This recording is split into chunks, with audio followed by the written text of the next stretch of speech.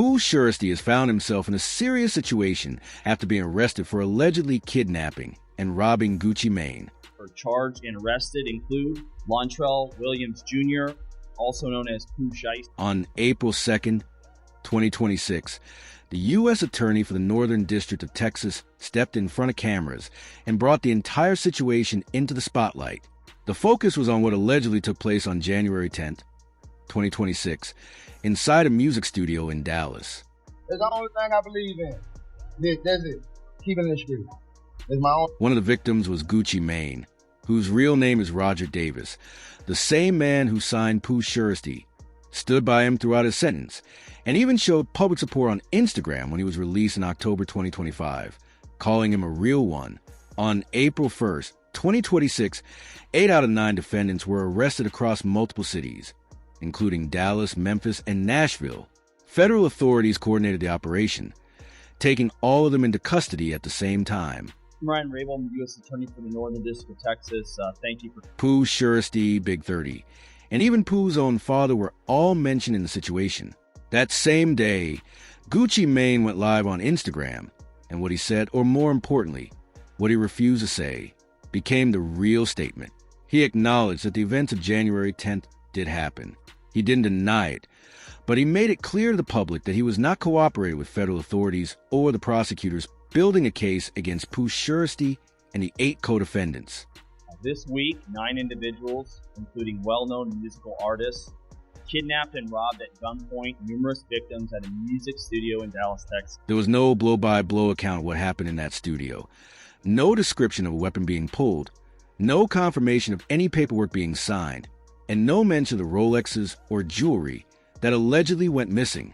Just silence, a deliberate refusal to assist the people trying to build a case. In street terms, that silence spoke volumes. To understand why that mattered, you have to look at the bigger picture.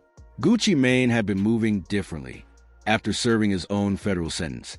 He came home focused, rebuilt 1017 from the ground up, and positioned himself as a leader in the industry. He took Pooh Shiesty, then an unknown artist out of Memphis, and helped turn him into one of the city's biggest names. He supported him throughout his legal troubles and stood behind him publicly. Then everything shifted. Not long after Pooh's release from a halfway house, an incident allegedly took place inside a Dallas recording studio, where tensions reached a breaking point. So when Gucci went live on Instagram and made it clear he wasn't cooperating, it wasn't just about avoiding a snitch label, it felt like a message, a public stance. What made it even more significant was the timing. He didn't wait or release a polished statement. He spoke immediately, the same day authorities announced the case. That decision, made in real time, showed he was choosing his principles over public perception. Meanwhile, the investigation was already in motion, with multiple defendants arrested and at least one still being sought by federal authorities. 9 were arrested yesterday in Dallas, Memphis, and Nashville. These individuals who were charged and arrested include Lontrell Williams Jr., also known as Pooh Shiesty. He wasn't talking about Gucci Mane's music catalog. He was talking about how Gucci carried himself after coming home from a federal sentence.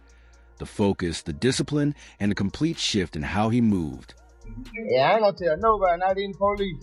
I don't believe in nothing. The only thing I believe in is don't tell the police. It's the only thing I believe in. That's it. Keeping it straight. It's my only rule. Anything goes on. Gucci Mane had pulled him aside and shared some real game with him directly. Pooh Shiesty later described that conversation as the one that stuck with him the most. The way Gucci came home and that motivated me too, because I took notes from there, I switched it up, I toned. Gucci Mane told Pooh Shiesty straight up, "You've got a head start. I saw certain things later in life. You're seeing them much earlier. That's an advantage if you play it right. It could have been too late for me if I didn't lock in when I came home. So lock in." That wasn't a label boss talking.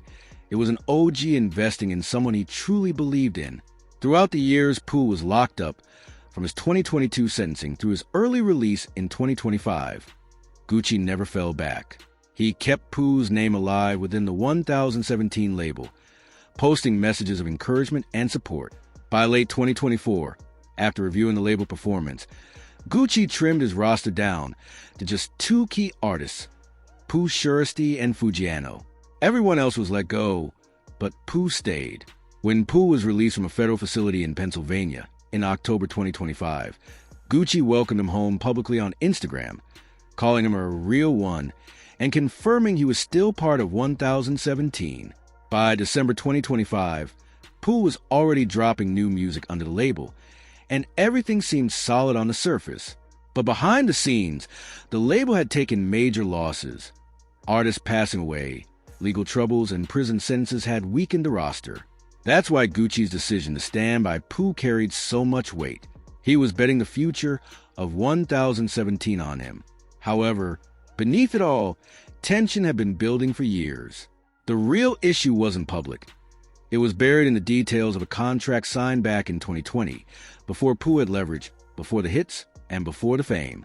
Got fit, got his mind healthy, took notes in their airways, and they motivated me to move high. Here's why that matters. In the NBA, if you sign a 5-year deal and then get locked up for 3 years, the contract clock keeps running. When you come home, your deal is basically over and you're a free agent. But the music industry doesn't work like that. The moment an artist stops delivering, the clock essentially freezes. When Pooh Shiesty came home in October 2025, he was still legally tied to 1017 records as if his time away never happened. The albums he owed were still due, and from a label perspective, nothing had changed. But Pooh returned as a completely different artist in a completely different market. His hit, Back in Blood, had gone multi-platinum, and the numbers he put up before going made him far more valuable than what his 2020 deal reflected. That contract was signed when he was still an unknown from Memphis with just one viral track. By late 2025, reports suggested both sides saw his return as a chance to renegotiate, covering royalties, marketing budgets, advances, creative control, and ownership. Talks began professionally, but stalled by December, mainly over the gap between what Pooh believed he was worth and what the original deal stated. There was also a deeper issue, something not written in any contract. While Gucci Mane showed public support, the financial and day-to-day support an artist's family receives during incarceration can become uncertain. Whether that happened here or not, even the perception of it could have created resentment. Another thing he told me too was like, so you 20 years old going to go see what I saw is 35 years old. It wasn't hatred or an all-out war, just a slow burn.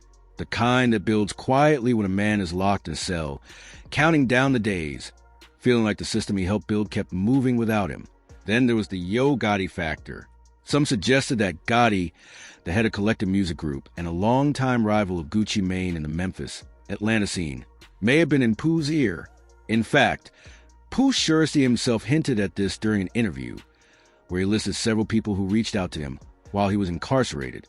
Music contracts, it's usually staggered based on deliverables in terms of albums. Both names came up in the same breath, but only one of them controlled the contract that was keeping Pooh Shiesty from moving freely. And that contract wasn't going to let him walk away without a fight, which is likely why the January 10th meeting was scheduled in the first place. What added urgency on Pooh's side was a momentum he had the moment he came home. His project, FDO, was gaining traction in December 2025.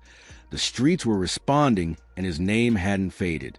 If anything, the time away had only built more anticipation.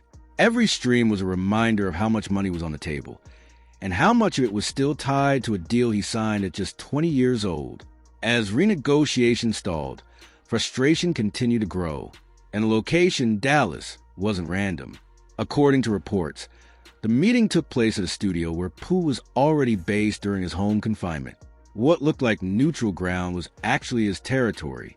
Gucci Mane and his team flew in expecting a business discussion, while Pooh already had the positional advantage.